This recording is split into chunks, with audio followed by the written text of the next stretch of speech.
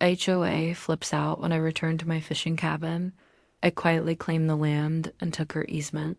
It had been nearly a decade since I first bought the old fishing cabin, tucked away on the banks of Willow Creek, nestled between towering pines and the gentle murmur of water.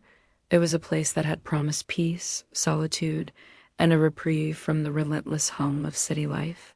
I remembered the thrill of finding it, a small, weathered structure that most people overlooked. Its roof sagging and paint peeling, but it had character, and the surrounding land felt like it was meant for me. I had envisioned long weekends casting lines into the stream, mornings filled with mist and sunlight dancing through the trees, and nights by a crackling fire. But the HOA, an overreaching, self-appointed council of rules and regulations, had other plans. I learned quickly that they were not fond of anyone deviating from their idea of perfection. When I purchased the cabin, they had warned me about maintenance expectations and community aesthetics, terms that sounded benign on paper but translated into constant interference in practice. Their members patrolled the dirt roads leading to my cabin as if they were the self-righteous gatekeepers of a kingdom that was never theirs. Still, for a few years, I managed to avoid serious confrontation. Life, however, has a way of testing patience. A series of family emergencies forced me to step away from the cabin for over 3 years. During that time, I received occasional letters and emails from the HOA. They claimed my dock was out of code, the garden too wild, and my cabin's paint unsightly. I ignored them. After all, it was my land, or so I thought. The first inkling that the HOA had grown bolder came when I returned to the property one late summer afternoon. Driving up the familiar winding path, I noticed fresh tire tracks crisscrossing the soft dirt near the cabin. My stomach sank. My worst fears had been realized. At the edge of my property, someone had erected a makeshift fence that encroached upon my land. A thin metal sign, almost laughably official-looking, read, "Private easement granted to HOA. No trespassing beyond this point." I parked the truck and stepped out, the scent of pine and creek water filling my lungs, trying to shake off the disbelief. Who did they think they were? I walked toward the cabin and noticed more signs, strategically placed along the property line. Each one bore a different claim: community access only, restricted area, no unauthorized use. Their audacity made my blood boil. That night, as I sat by the fireplace, I reviewed the property deeds and historical records I had kept meticulously over the years. I had always suspected the HOA was overstepping, but seeing their easement claims made me realize how far they had gone. One member, Mrs. Whitaker, a woman with a reputation for cruelty masked as civility, had somehow convinced the council that a narrow path across my land could be hers legally. I knew it was baseless. The records clearly showed full ownership of my plot, including the strip she now claimed. The following days were a mix of strategy and patience. Confronting the HOA head-on would be tempting, but I knew their type. They thrived on public drama and intimidation. Instead, I decided to act quietly, methodically, the way the creek carved its path over years, slowly but unmistakably. I hired a local attorney specializing in property disputes, someone familiar with tricky easement cases and HOA overreach. We started by filing a quiet title action, a legal maneuver designed to settle disputes over property ownership and clarify rights. The HOA, confident in their assumed authority, had no idea I was building my case. Each visit to the county records office revealed more about their missteps: permits they never obtained, approvals they had forged, and a glaring lack of evidence supporting Mrs. Whitaker's claims. It was like watching a house of cards teeter on the edge of collapse. Meanwhile, I returned to the cabin regularly, repairing what the HOA had ruined.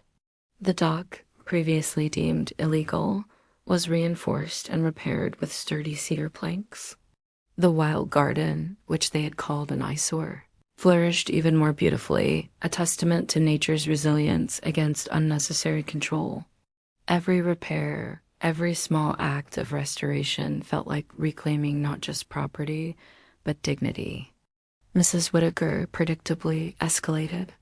She showed up one morning with two other HOA members, clipboards in hand, ready to lecture me about community standards and shared access. I listened politely as she rattled off a litany of supposed infractions. When she paused for effect, I calmly informed her that legal counsel had already reviewed her claims and that her easement had no foundation. Her face tightened, a flicker of panic betraying her composure. She had underestimated me. The next week, my attorney filed the quiet title action. Serving the HOA was like watching a slow-motion unraveling. The notice was formal, binding, and entirely correct. In legal terms, it was an unavoidable signal. Their claim to the easement, as flimsy as it was, would be contested in court. Predictably, the HOA attempted to dismiss the suit, claiming lack of merit and community necessity, but the evidence was stacked against them. Historical deeds, surveys, and maps clearly delineated the property lines and proved that no easement existed. Months passed. The tension was palpable, but I remained composed. I spent mornings fishing along the creek, afternoons tending to the cabin, and evenings reviewing legal documents. Slowly, the HOA's bluff began to crumble. Neighbors, some of whom had been wary of the HOA, started tipping me off about private meetings in which Mrs. Whitaker's strategy faltered. I never had to interfere directly. The law was my ally. The day the court date arrived, I drove to the county courthouse with a quiet sense of satisfaction.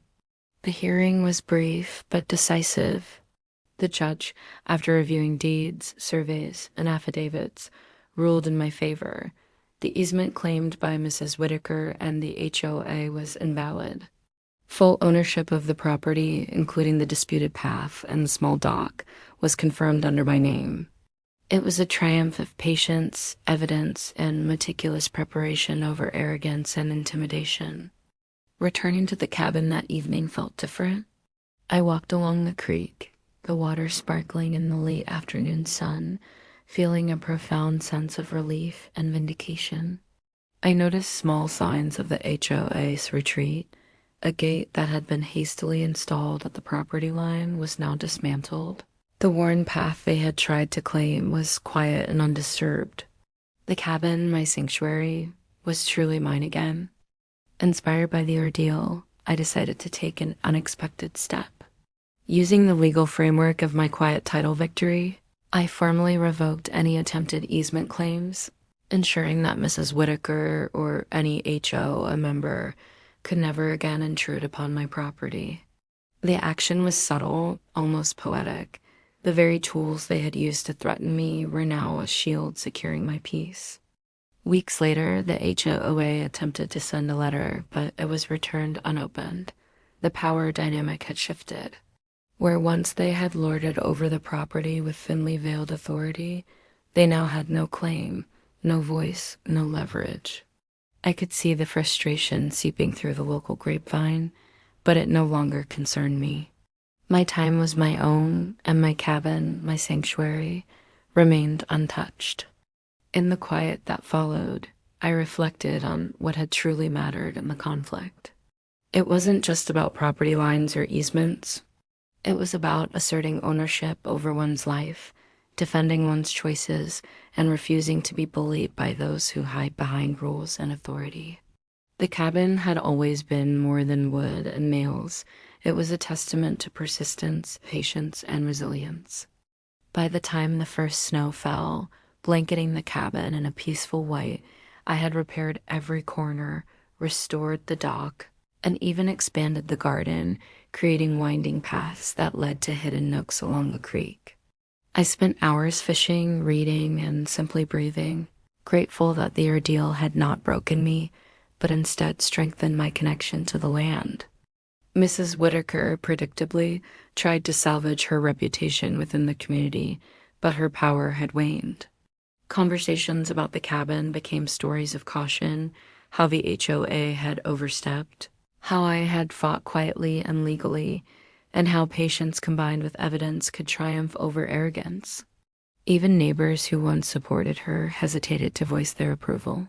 The narrative had shifted irrevocably. In the end, the fishing cabin remained a sanctuary, not just in geography, but in principle.